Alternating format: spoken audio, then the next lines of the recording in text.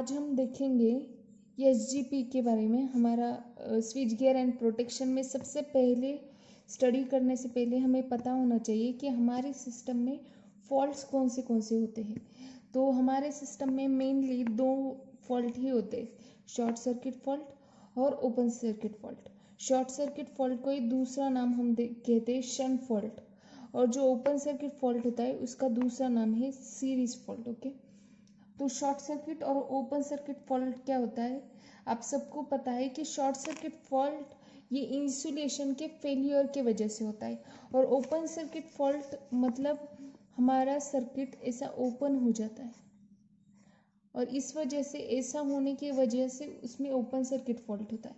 और short circuit fault मतलब ये आप देख सकते हैं कि दो लाइन एक साथ जुड़ जाती है, या कोई आगे आपको समझेगा। ओके, शॉर्ट सर्किट फॉल्ट होने के मेन रीज़न क्या होता है, इंसुलेशन फेलियर हो जाता है उसमें, इस वजह से हमारा शॉर्ट सर्किट फॉल्ट होता है। ओके, फिर ये इंसुलेशन फेल कैसे होता है ये हमें जानना चाहिए। ये हमारा जो लाइन होती है, ये सपोज हमारी ओवरहेड ट्रांसमिशन लाइन है। ओवरहेड मतलब जो हमें दिखता है सराउंडिंग में, वो भी वायर्स दिखती है, वो ओवरहेड सिस्टम है। जो भी हमें दिखते हैं पोल्स वगैरह, उस पर लाइन जा रही है, वो ओवरहेड है सब कुछ। ओके, वो ओवरहेड सिस्टम है। और जो अंडरग्राउंड होती है वो ज़मीन के नीचे से वायर्स जाती है। ये सपोज हमारी ज़मीन है, या फिर आप कह सकते हैं इसके नीचे से वो वायर्स जाती है। ओके, तो हमें जानना है कि ये क्यों होता है। तो ये जो हमारी ओवरहेड लाइन है, सपोज ये, उसका टेम्परेचर बहुत हाई हो जाता है, उसमें टेम्परेचर करंट कंटिन्यूसली फ्लो होता है, तो उसका टेम्परेचर है वो बढ़ जाता है, उसके कारण उसका इंसुलेशन फेल होता है। जैसे कि हम जानते हैं कि अगर एक पॉइंट पर हर मेटल उस वो मेल्ट होने स्टार्ट हो जाता है, मेल्ट होने लगता है। जैसे कि हमारा फ्यूज़ होता है, फ्यूज़ में भी सेम होता है। ये सपोज एक फ्यूज़ है जो हमने सर्किट में लगाया है, तो इसकी जो ये तार होती है ये मेल्ट होती है, और ऐसे हमारे सिस्टम को प्रोटेक्ट करती है। इसका कहने का बस सिंपली ये है कि हर एक जो हमारा कंडक्टर होता है या कोई भी होता है, वो एक पर्टिकुलर इस पे मेल्ट होने लगता है। जैसे कि हमारा प्लास्टिक है, वो भी मेल्ट होने लगता है, तो इसमें भी वैसा ही है। टेम्परेचर इंक्रीज होता है, इसकी वजह से वो मेल्ट होता है। एक कंडक्टर की वो उसकी टूटने लगता है। ओके, इंसुलेशन उसका फेल होने लगता है, ऊपर का जो इंसुलेशन हम चढ़ाते हैं वो फेल होता है। एजिंग इफेक्ट, उसका एज ज़्यादा हो जाता है।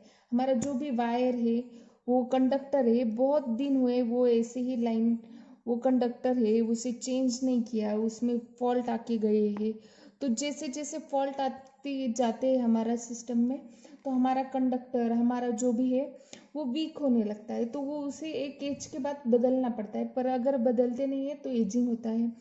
वो सराउंडिंग कंडीशन, जैसे कि वेदर में हमारे कभी कभार बारिश गिर जाती है बहुत ज़्यादा, लाइटनिंग स्ट्राइक होती है, ये सब के वजह से, या फिर स्नो, ये सब के वजह से इंसुलेशन फेल होने लगता है।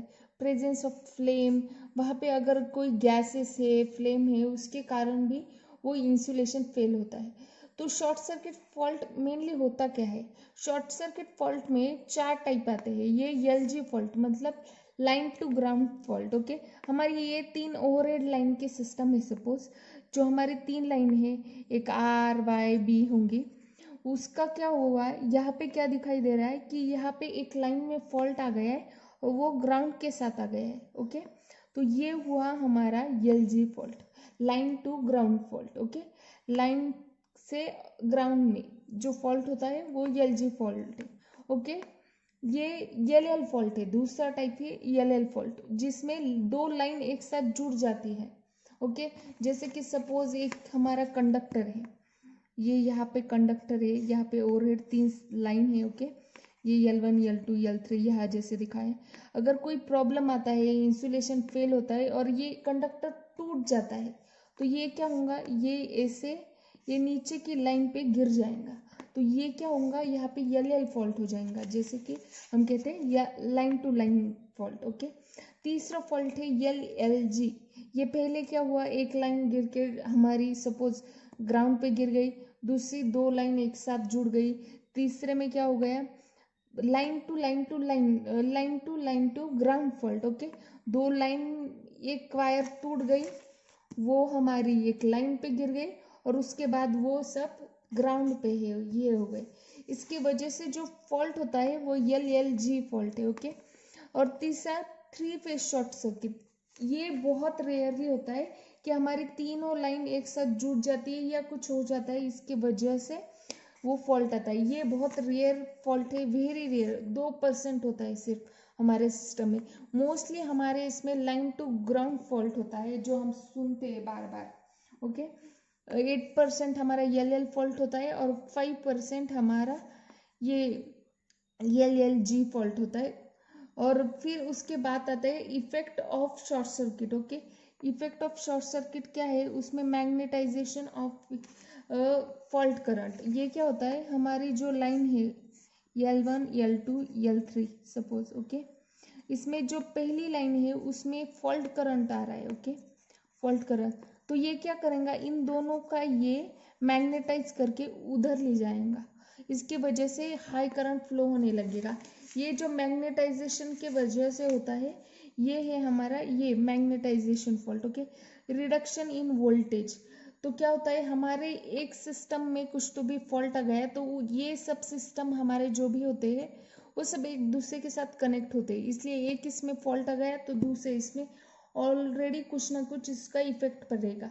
अगर किसी और गली में फॉल्ट आया है और उससे हमारी लाइन ऑब्वियसली कुछ ना कुछ करके कनेक्टेड होंगी, तो मेरी गली में लो वोल्टेज हो जाएगा या कुछ ऐसे प्रॉब्लम आ सकते हैं, damage of equipments, damage to the equipments. अगर फॉल्ट हमारे घर तक आ गया फिर, या फिर ट्रांसमिशन के उधर के ही है, तो वो उधर की जो भी सिस्टम है, ग्रिड है, वो और इक्विपमेंट, उससे जो सेंसिटिव इक्विपमेंट लगे हुए वो खराब कर देगा, डैमेज कर देगा।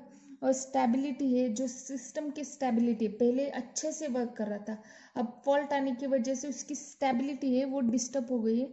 और सेफ्टी, और एक फैक्टर होता है सेफ्टी, होता है effect of short circuit current, safety कम हो जाती है। अगर कहीं पे और रेल लाइन में ऐसे फॉल्ट आ गया इधर, और लोग यहाँ खड़े रह के देख रहे, तो उधर की जो जमीन होती है वो भी मैग्नेटाइज हो जाती है, और यहाँ खड़े हुए इंसान को भी कुछ ना कुछ हो सकता है, ये भी कुछ ना कुछ है उसके पीछे।